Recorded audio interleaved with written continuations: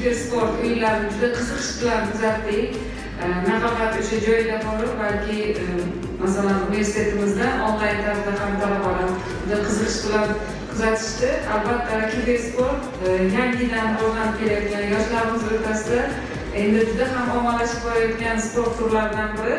Barcha mana shu jarayonda ishtirok etgan talabalarga o'z minnatdorchiligimizni bildiramiz va Buxoro davlat texnika universiteti hamma vaqt mana shunday raqamlashtirish va umuman sportning, madaniyatning barcha turlarida qiziquvchi yoshlarni qo'llab-quvvatlashga tayyor.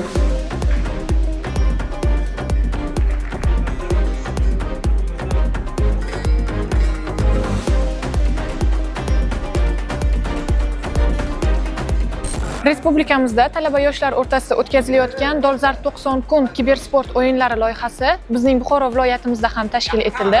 Bu o'yinlarda biz munosib ishtirok etdik. Just Dance yo'nalishi bo'yicha Buxoro davlat texnika universitetining talabalari nomidan ishtirok etib, faxrli birinchi o'rinni qo'lga kiritdik. Kibersport o'yini KS2 bo'yicha faxrli birinchi o'rinni egalladik. Buxoro davlat tibbiyot instituti talabalari Just Dance kibersport o'yini loyihasi bo'yicha Buxoro davlat texnika universitetida tashkil etilgan loyihada ishtirok etdik va ikkinchi o'rinni qo'lga kiritdik.